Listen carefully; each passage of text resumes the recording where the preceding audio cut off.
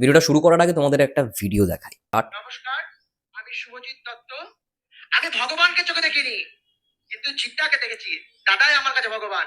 আমার প্রচন্ড ভাগ্য ভালো যে আমি উনার কাছে আসতে পেরেছি। ওনাকে অন্য কিছু বলবো না। দাদা ভালো থাকুক এবং আমাদেরকে ভালো রাখুক, আমাকে ভালো রাখুক, দাদা নিজেও ভালো থাকুক। দাদা অনেকভাবে আমার কাছে থেকেছে, সারা জীবন দাদা যারা থাকে দাদা হচ্ছে আমিও থাকতে পারি। Thank you. कुछ ऐसा रहम इस लम्हे में है, ये लम्हा कहाँ था मेरा, अब है सामने, इसे छू लो जरा, मर जाऊं या जी लूं जरा। এই যে ভিডিওটা দেখলে, দু একদিন আগে কি জিদ্দা বর্ধমানে শো করতে যায়, ফার্স্ট শো করতে যায়, এবং সেখানেই একজন স্টেজে উঠে, মানে যার কথা তোমরা শুনলে, শুভজিৎ দত্ত, তিনি এবং তার মা স্টেজে উঠে কথা বলে জিদ্দার সম্পর্কে। এবং শুভজিৎ দত্ত, যে আর কি হ্যান্ডিক্যাপড, সে কি বললো ফার্স্টে তোমরা শুনলে? যে আমি ভগবানকে চোখে দেখিনি, আমি জিদ্দাকে দেখেছি। এই লাইনটা বুঝিয়ে দেয় যে সিনেমা জগতে সুপারস্টার হলেই হয় না ভাই, বাস্তব সমাজের মধ্যেও সুপারস্টার হতে হয়। আর সেটাই হচ্ছে সুপারস্টার জিদ্দা। সিনেমায় তো সে অনেক হিট দিয়েছে, অনেক ফ্লপ দিয়েছে। রিসেন্টলি তাকে তোমরা সুপারস্টার মানোই না, তাকে মেগাস্টার তো দূরের কথা, তোমাদের কাছে সেটা সেই থাকুক। কিন্তু ভাই, এই ভিডিওগুলো জন্য সে আলাদা করে রটিয়ে বেড়ায় না আমি আজকে এইখানে যাচ্ছি, এরকম সাহায্য করবার জন্য সে মিডিয়াকে ডাকে না, ভাই একটু কভার করে দাও। এইগুলো সে চুপি সারেই করে। এবং এইগুলোর জন্যই প্রতিবন্ধী বাচ্চা থেকে শুরু করে বড়, তাদের পাশে দাঁড়ানোটার জন্যই সে আমাদের কাছে সুপারস্টার। আমার জন্য তো পার্সোনালি সে আমার জন্য সুপারস্টার জিদ্দা। যাই হোক, ভিডিওটা দেখে সত্যি খুব ইমোশনাল হয়ে গেছিলাম। এই ভিডিওটা নিয়ে আমি দেখেছিলাম গতকাল প্রিন্সদাও কথা বলেছিল, কিন্তু আমার সত্যি কথা বলতে, মানে আমি লাস্ট কবে জিদ্দাকে নিয়ে ভিডিও বানিয়েছি আমি নিজেই জানি না। আমার চ্যানেলে সেরকম ভিডিওও নেই। লাস্ট খাদান নিয়ে, প্রমোশন নিয়ে অনেক কথাই বলেছি, কিন্তু জিদ্দার আপডেট নেই, কোনো আপডেট নেই। ইভেন জন্মদিনেও ভেবেছিলাম মানে লায়নের কিছু তো একটা আসবে, যাই হোক না কেন, একটু মনমরা হয়েছিলাম।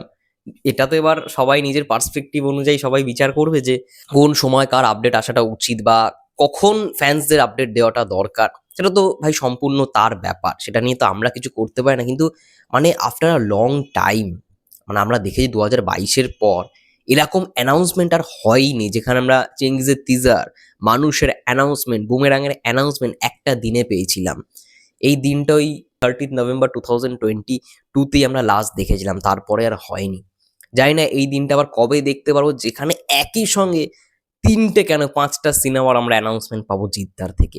এই দিনটার ওয়েট করে রয়েছি। আমি জানি সে যখন ফিরবে সবকিছু তছনছ করেই ফিরবে।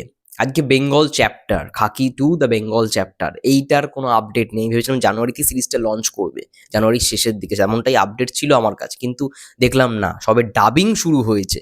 তো সেই জায়গা থেকে তো এখন তো আপডেট আসার কোনো কথাই না। কিন্তু যে কোনো সিরিজ বা যে কোনো সিনেমা ডাবিং চলতে চলতে তার আগেও অনেক আপডেট আসে। এবার এটা পুরোপুরি নেটফ্লিক্সের ব্যাপার। নীরাজ পান্ডে যেহেতু সিরিজটাকে ডিরেক্ট করছে, তো সম্পূর্ণ এটা আলাদা প্রোডাকশন হাউসের মানে ব্যাপার, ঠিক আছে? তো সেই জায়গায় এখানে আমরা কোনো কথা বলতে পারি না। কিন্তু হ্যাঁ, লায়ন নিয়ে কোনো আপডেট নেই জিদ্দার পক্ষ থেকে। এটা নিয়ে সত্যি একটু হতাশ হয়েছি। যার জন্য কোথাও গিয়ে মনে হয়েছে এখন ভিডিও মানে বানানোটার কোনো শোভা পায় না। যখন মানে একই সঙ্গে অ্যানাউন্সমেন্ট আসবে, কিছু আসবে, তখন ভিডিও বানানোটা উচিত। আজকে আমি রিসেন্টলি দেখলাম ফেসবুকে একটা ছেলে রয়েছে, খুব বাচ্চা ছেলে, আজকে তার নাম নিয়েছে, সে আমাকে অনেক খিস্তি করেছে, মাঝে মাঝে প্রশংসা করেছে, যখন জিদ্দাকে নিয়ে ভিডিও বানিয়েছি প্রশংসা করেছে। আবার অন্য কোনো সুপারস্টার, অন্য কোনো মেগাস্টারকে নিয়ে এরকম ভিডিও করেছি, আমাকে খিস্তি মেরেছে। একদম ওপেনলি বলছি, তার নাম ছিল এসকে আনন্দ, ঠিক আছে? ফেসবুকে অনেকে তাকে চেনো। সে দেখলাম একটা পোস্ট করেছে, তার পেজটা সে বন্ধ করে দেবে, তার যে প্রোফাইলটা এসকে আনন্দ লায়ন না কি সামথিং এরকম, সে পেজটাকে বন্ধ করে দিচ্ছে। কারণটা কি? না, জিদ্দা কোনো আপডেট দিচ্ছে না বলে। এরকম অনেক ফ্যান পেজ রয়েছে যারা সত্যি হতাশ।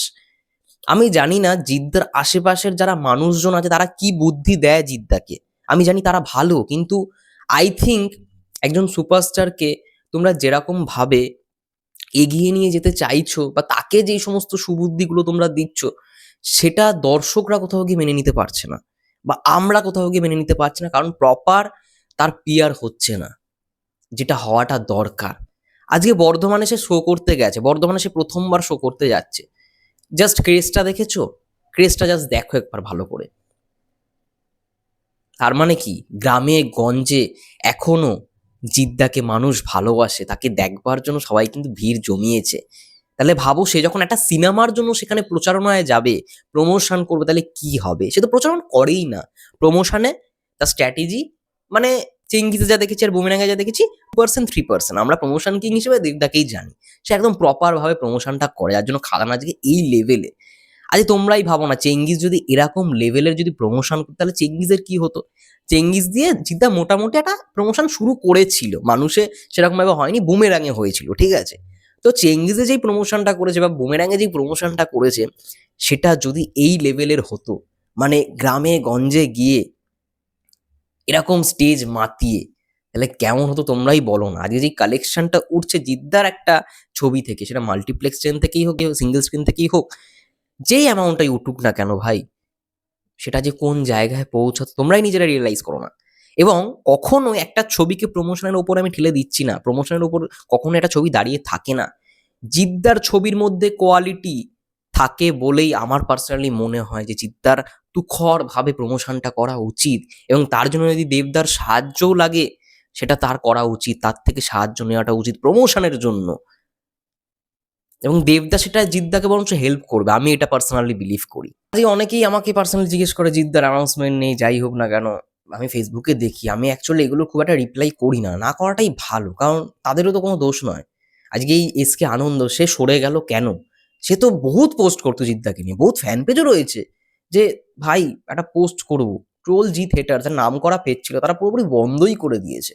কারণ কি? কোনো আপডেট নেই, উল্টে দেখছে তারা পেজের রিচ কমে যাচ্ছে, ফলোয়ার্স কমে যাচ্ছে, কেউ অ্যাটাচমেন্টটা রাখতে পারছে না। এটাই স্বাভাবিক, এটাই হওয়ার ছিল। এবং আমি জানি না এটা জিদ্দা কবে বুঝতে পারবে, কিন্তু হ্যাঁ, তাও যতই মনমরা হই না কেন আমরা, আমার পার্সোনালি কালকের এই ভিডিওটা দেখে আমি সত্যি খুব ইমোশনাল হয়ে গেছি, যার জন্যই আজ এই ভিডিওটা করছি। যে হ্যাঁ, সিনেমা জগতের সুপারস্টার আমরা সবাইকে দেখেছি, চিনেছি, তারা ভালো, কিন্তু এই মানুষটা ভাই শুধুমাত্র সিনেমার জন্য নয়, আজকে এতগুলো মানুষের পাশে দাঁড়িয়েছে শুধুমাত্র তাদের কথা ভেবে, এবং লাইমলাইটে না এসে যখন এতগুলো মানুষের সে উপকার করেছে, তার জন্য ভাই সে আমার কাছে সুপারস্টার। এটাই হচ্ছে মেন রিজন। আমি ছোটবেলা থেকে জিদ্দার ভক্ত, তাই বলে আমি অপরকে যে হেট্রেট করব, মানে আমি ওই সুপারস্টারের হেটার্স, সেটার থেকে সবসময় দূরে থাকি, বরঞ্চ সবাইকে সাপোর্ট করার চেষ্টা করি। কিন্তু ভাই এই মানুষটার যখন সামনে গেছিলাম ফার্স্ট, মানে জাস্ট চোখ থেকে জল বেরিয়ে গেছিল সেই মুহূর্তটায়। সে যখন আমার নাম ধরে ডেকেছিল, আরে তুমি ছোট রূপম, কেমন আছো? মানে আমি তো সাধারণ একটা কন্টেন্ট ক্রিয়েটার, আমার চ্যানেলে মানে অত বেশিও ভিডিও নেই, কিন্তু 2023 সালে যেটা আমার সঙ্গে ঘটেছিল, যাই হোক আমি পুরোপুরিভাবে এক্সপ্লেন করছি না, অনেকেই সেটা জানে। আমি জাস্ট সেই দিনটা মানে ওই ফোনটা হাতে নিয়েই ছিলাম, তার ছবিটা দেখছি, এবং যারা আমার কালিগস, যারা আমার বেস্ট ফ্রেন্ডস, তারা খুব খুশি হয়েছিল যে এই মানুষটার সামনে আমি সেদিন যেতে পেরেছিলাম। ফর দ্যাট রিজন তো কখনোই বলবো না যে সে আমার কাছে ভগবান, সে আমার কাছে সমস্ত কিছু। আমি এই রিজনের জন্যই বলবো, আজকে আজকে এই দাদাটা যে আর কি স্টেজে দাঁড়িয়ে বলছে, নমস্কার আমি শুভজিৎ দত্ত, আমি ভগবানকে দেখিনি, আমি জিদ্দাকে দেখেছি, এই যে একটা প্রসঙ্গ তুলে আনাটা, এটা সত্যি কথা বলছি খুব কম মানুষরাই পারে। এবং সেটা কিন্তু জিদ্দা করে দেখিয়েছে। জিদ্দা লাইমলাইটে না এসে ভাই সবাইকে উপকার করে গেছে। এবং আজকে এই ফুটেজটা, এটা তোমরা লাস্টের দিকে দেখলে, এটা আজকের ফুটেজ নয়, 10 থেকে 12 বছর আগে যখন আর কি জিদ্দা বস করছে, বাচ্চান করছে, সেই সময় থেকেই কিন্তু তার এরকম একটা কিন্তু উদ্যোগ ছিল, এখনো আছে। অনেকে বলে না যে জিৎ ওই সুপার সিনেমার সুপারস্টার, বাস্তবের সুপারস্টার নয়, তাহলে তোমরা জানো না ভাই, তাহলে তোমরা জানো না কত মানুষের উপকার করেছে এবং এখনো যে করছে। সে সেটা লাইমলাইটে এসে বলবে না, মিডিয়ার সামনে গিয়ে বলবে না কভার করো আমি এদেরকে উপকার করতে যাচ্ছি, এটা কখনোই সে বলবে না, এবং সে সেটা চুপিসারে করে, ঠিক আছে। যাই হোক, এই ভিডিওটা দরকার ছিল বানানোটা, আমার কোথাও গিয়ে মনে হয়, তার জন্যই আমি বানালাম। আমি জানি অনেক জিত ফ্যান্সরাই বোর হয়ে গেছে, আমিও তাদের মধ্যে অন্যতম, যে কোনো আপডেট নেই, যাই হোক না কেন। কিন্তু আমি একটাই কথা বলবো ভাই, ঝড় আসার আগে না পরিবেশটা শান্ত হয়ে যায়, এবং যখন পরিবেশ শান্ত হয় তখন সবাই মনমরা হয়ে যায়। ঝড় কখন আসবে, ঝড় কখন আসবে, এটা ভেবে। যখন ঝড় আসা শুরু হয় তখন ঝড় থামতে চায় না, ঝড় হতে থাকে এবং শেষ পর্যায় পর্যন্ত মাতিয়ে রাখে। যাই হোক, এটাই ছিল মোটমাট ভিডিও। সবাই ভালো থেকো, সুস্থ থেকো। Take care.